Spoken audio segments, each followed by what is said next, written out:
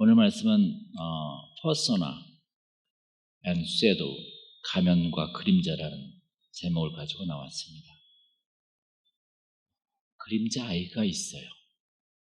그 그림자 아이는 참 내가 내면 속에 숨겨졌던 이 섀도우는 과거의 상처를 받음으로 생긴 실패한 자아를 말하는 것입니다. 알겠죠? 그래서 사람에게는 누구나 다 퍼소나와 섀도우가 있어요. 그래서 퍼소나는 뭐인 아니 가면 마스크를 말한 거예요.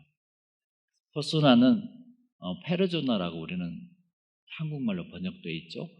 퍼소나는 상대에게 자신을 아름답게 보이려는 외모를 말한 것입니다. 그래서 우리는 이 퍼소나라는 가면을 쓰고 사회가 요구하는 역할을 수행하죠. 그렇죠? 그래서 이 퍼소나는 가면극에서 배우들이 쓰는 가면을 뜻하는 말입니다. 우리는 때를 따라서 적절한 가면을 써요. 내가 마음에 너무 힘들어도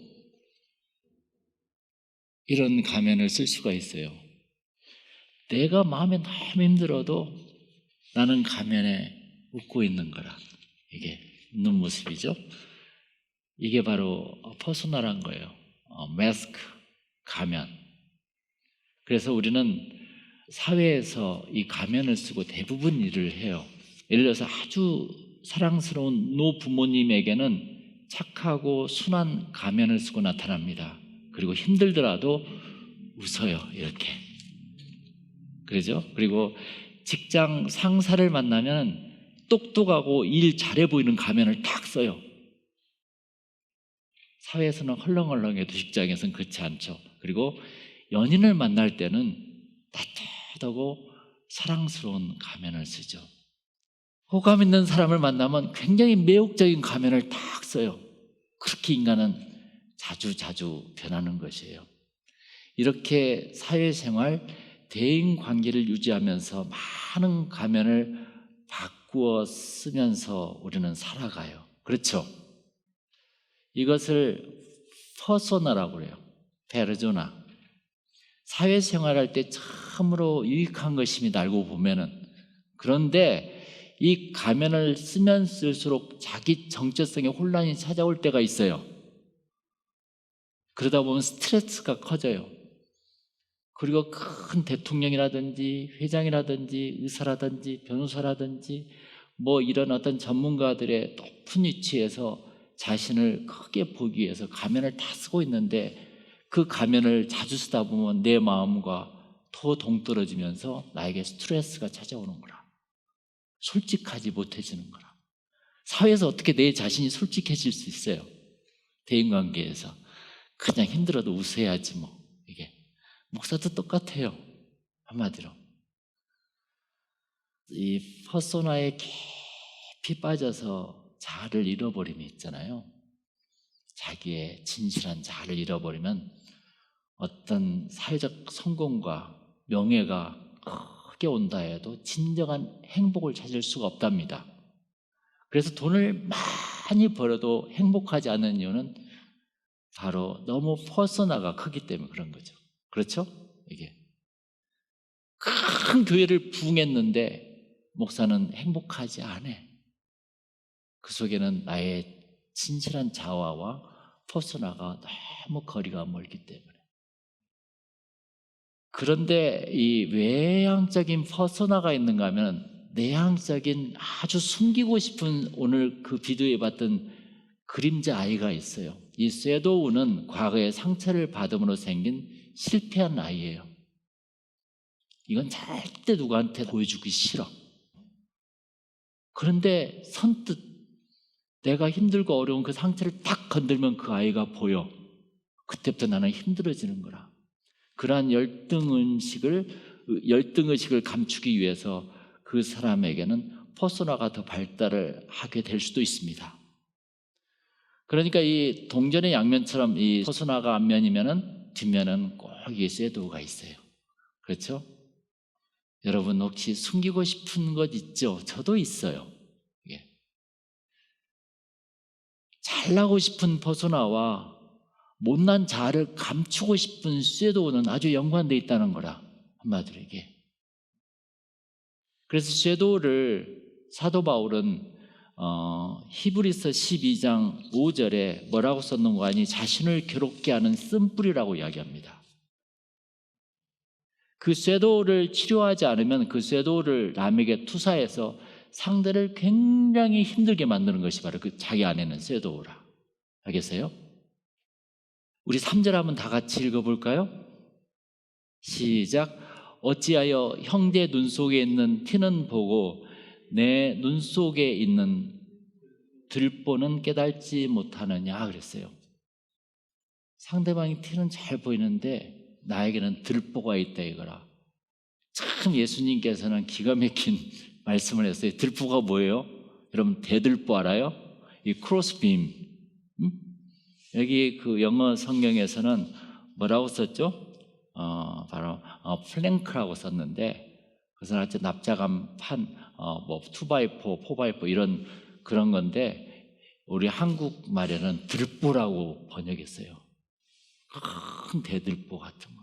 그런 것이 네 눈에는 있는데 왜 남의 눈에는 티를 보느냐? 여러분, 이 말에서 이 들보가 자신의 섀도우를 말한 것입니다. 알겠어요? 들보가. 이게 자신에게 섀도우가 있으니까 항상 그 사람의 티가 더 잘 보여. 자신에게 섀도우가 없는 사람은 티가 잘 안 보여요. 항상 좋은 것만 보인답니다, 이게. 그래서 비판은 자신의 섀도우, 한마디로 이것을 다시 말을 바꾸면 열등의식을 남에게 프로젝션 시켜서 그 비판이 시작된다는 것이에요. 알겠죠? 그러니까 이 비판이라는 것은 항상 자기 안에 있는 섀도우 때문에 생긴 거지 그 상대방이 뭘 잘못해서 생기는 건 아닙니다. 예수를 믿는 사람들은 예수가 최고야. 근데 예수를 안 믿는 사람은 예수가 싫은 거라. 그리고 성경에서 가장 비판을 많이 받은 사람이 누구예요? 예수예요. 왜 비판을 받았을까? 그분이 뭘 잘못해서 비판을 받았을까? 그게 아니에요. 인간의 마음속에 죄가 숨어있기 때문에 그 죄가 의를 공격하는 거라. 그걸 비판이라고 그래요. 여러분, 오늘 본문의 9절을 보세요. 9절 한번 읽어볼까요? 누가복음 18장 9절. 9절 다 같이 읽어보겠습니다. 시작. 또 자기를 의롭다고 믿고 다른 사람을 멸시하는 자들에게 이 비유로 말씀하시되 그랬어요. 자기 의를 드러내기 위해서 어떻게 했죠? 남을 업신여긴 사람. 알겠어요? 이것을 비판이라고 이야기해요. 남을 비판하는 이유는 자기 의를 드러내기 위한 거예요. 첫 번째, 모든 사람들이. 그래서 자신의 섀도우를 상대에게 투시합니다. 그래서 섀도우는 한마디로 자신의 열등의식이에요. 자신의 열등의식에서 시작된 히틀러는 바로 2차 세계대전을 일으켰지 않습니까? 무서운 거예요, 그게. 그래서 사람은 사회적인 동물이라고 아리스토텔이 이야기해요. 그래서 사람은 옳고 그름의 문제가 아니라 함께 어울려 사는 사회적 존재라는 이야기를 하는 거죠. 그래서 사람은 개인으로 존재하는 것이 아니라 끊임없이 타인과의 관계 속에서 존재하는 거예요. 알겠죠? 그래서 이 자아라는 것은 관계 속에서 자아라는 어떤 개념이 생기는 거지 나 홀로 있을 때는 인간의 개념이라는 게 상실될 때가 많다는 것입니다. 그래서 개인은 사회 없이 존재할 수 없게 그 과정에서 퍼소나가 생기기 마련입니다. 알겠죠? 이게. 그러나 이 퍼소나는 가상이지만 없애야 할 것이기보다는 자신과 잘 구별되는 것이 중요해요. 알겠어요? 이 퍼소나는 없앨 수 없는 거라, 이게. 그래서 퍼소나가 없으면 외계 곧 그 사회에 걸맞는 기능을 못합니다. 직장 생활이나 사회 생활이나 그런 걸 못하게 돼요. 그래서 퍼소나는 꼭 존재해야 돼요. 그러나 나의 자아와 구별돼야 돼요. 반드시. 그래서 때로는 자기 기분을 절제하는 좋은 기능도 할 수 있어요. 그러나 이 퍼소나는 원래 자기가 아니에요. 다른 사람들은 뭘 보냐면은 여러분들의 퍼소나를 볼 뿐입니다. 제가 여기까지 서론이 끝났어요. 이제 본론으로 들어가 볼까요? 오늘 본문에서는 퍼소나가 이 바리새인의 히파크러시, 그러니까 위선으로 드러나는 것입니다. 그것을 예수님께서 이야기하고 있는 거라. 오늘 본문에서 예수님은 무슨 말씀을 하고 계십니까? 8절에 한번 봅시다. 다 같이 시작. 그러나 인자가 올 때 세상에서 믿음을 보겠느냐 그랬어요. 세상에서 믿음을 보겠느냐? 이건 뭐예요? 믿음을 볼 수 없다는 거죠. 그것에 대한 엠퍼시스, 강조된 말이 믿음을 보겠느냐 그랬어요. 한마디로 신앙은 이 퍼소나가 아니라는 거예요. 위선 같은 가면은 보되 진실한 신앙은 볼 수 없다는 것을 예수님께서 강조하면서 오늘 비유 이야기를 한 거예요. 그러니까 이 비유 이야기만 딱 끊어놓으면 왜 갑자기 예수께서 이런 말씀하시지라고 나와요. 그러나 전제 조건에서 8절에 세상에서 믿음을 보겠느냐 그래요. 나에게서, 여러분에게서 믿음을 보겠느냐 이거예요. 그러면서 바리새인들에게 비유를 말씀하십니다. 그러면서 또 자기를 의롭다고 믿고 다른 사람을 멸시하는 자들에게 이 비유로 말씀하시되 그래요. 세상에는 자기 중심적인 사람이 너무 많죠. 남을 망가뜨리며 그 자리에 자기를 돋보이게 하려고. 이런 비유 내용은 뭐예요? 11절부터 나옵니다. 거기 보면은 10절에 두 사람이 기도하러 성전에 들어가죠. 한 사람은 누구예요? 바리새인요. 또 한 사람은 누구예요? 세리입니다. 맞으로. 그래서 이 바리새인은 항상 의인인 척했어요. 세리는 항상 그 시대에 죄인이었어요. 그래서 11절, 12절 보면은 바리새인은 서서 따로 기도하여 이르되 하나님이여 나는 다른 사람들 곧 토색하지도 않고 불의하지도 않고 간음을 하는 자들과 같지 아니하고 이 세리와도 같지 아니함을 감사하나이다 하면서 비교를 했죠. 나는 일에 2번씩 또 금식도 하고 또 소득의 11조를 드린다고도 이야기합니다. 바리새인은 자신의 의의를 쫙 드러냈어요. 그런데 그에 반해서 13절을 한번 보십시다. 우리 다 같이 한번 읽어볼까요? 13절. 세리는 멀리 서서 감히 눈을 들어 하늘을 쳐다보지도 못하고 다만 가슴을 치며 이르되 하나님이여 불쌍히 여기소서 나는 죄인이로소이다 하였느니라 했습니다. 어떻게 보면 바리새인은 자신의 이 히포크라시 위선을 퍼소나로 나타냈지만은 세리는 회개하고 자신의 쇄도를 숨김없이 주님께 보이는 거라. 알겠어요? 그럼 뭐예요? 신앙이란 것은. 신앙이란 건, 믿음이란 건, 기도란 것은 무엇이냐를 정확히 예수님께서 오늘 비유를 통해서 가르쳐주고 있는 것이에요.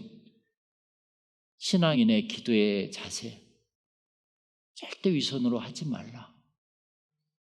순수한 내 자아를 통해서 주님과 대화하는 것. 내가 뭐 했다 자랑하지 않는 것. 바리새인과 세리의 기도의 차이점은 뭐예요? 바리새인은 남과 비교하면서 자신을 의롭게 여기며 상대방을 멸시했습니다. 그러나 바리새인의 퍼스나는 뭐예요? 세상적인 신분이나 조건이 자신을 의인이라고 착각했던 것입니다. 그러니까 바리새인이 느끼고 있는 그 우월감이지 진실과는 거리가 전혀 없는 거예요.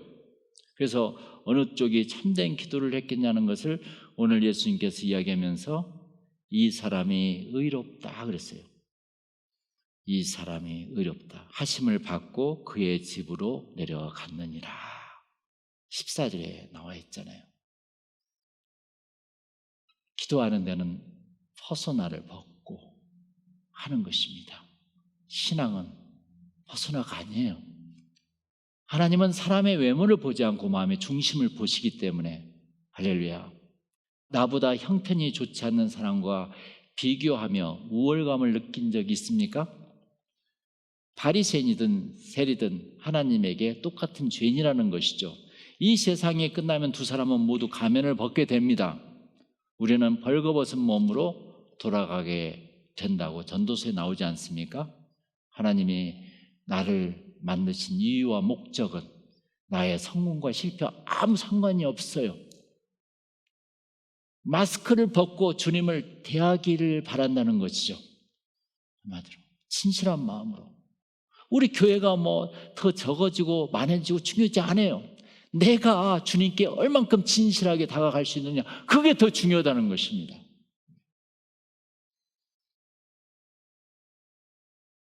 마스크, 퍼소나, 이걸 때로는 위선이라고 그래요. 하나님은 실패해서도 괜찮아.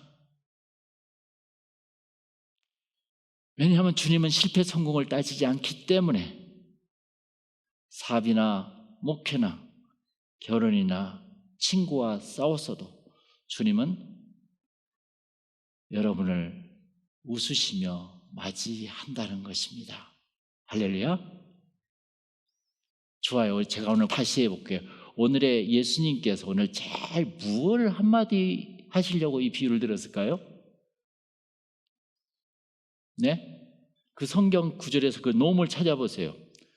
8절부터 14절까지 있어요. 무슨 말씀을 하려고 이렇게 긴 이야기를 했어요?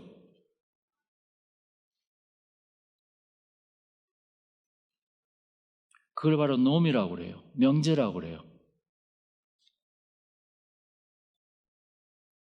다 같이 무릇 자기를 높이는 자는 낮아지고 자기를 낮추는 자는 높아지리라 그랬습니다. 참 비슷하죠? 전번에 이야기했던 말씀했던 먼저 된 자가 나중되고 나중된 자가 먼저 되리라. 이 자체를 한 단어로 하면 겸손이에요. 신앙의 완성은 겸손이에요. 참 습관처럼 자신이 높다고 교만한 자들이 많이 있습니다. 사회에서는 남을 업신여기는 자들이 많이 있습니다. 그래서 오늘 예수님께서 8절 말씀과 14절을 딱 붙이면 말씀이 완성이 돼요. 세상에서 믿음을 보겠느냐. 한마디로 주님은 세상에서 믿음을 보고 싶다 이거예요. 어떤 믿음? 자기를 낮추는 믿음을 보고 싶다 이거예요. 할렐루야. 그게 오늘 예수님께서 참 간결하게 요즘에 위선적인 많은 신앙인들에게 그 바리새인을 통해서 말씀을 하고 계시다는 것입니다. 오늘 말씀처럼 자기를 낮추는 자, 겸손한 자가 되시기를 축원합니다. 할렐루야. 아멘. 우리 다 같이 기도하겠습니다.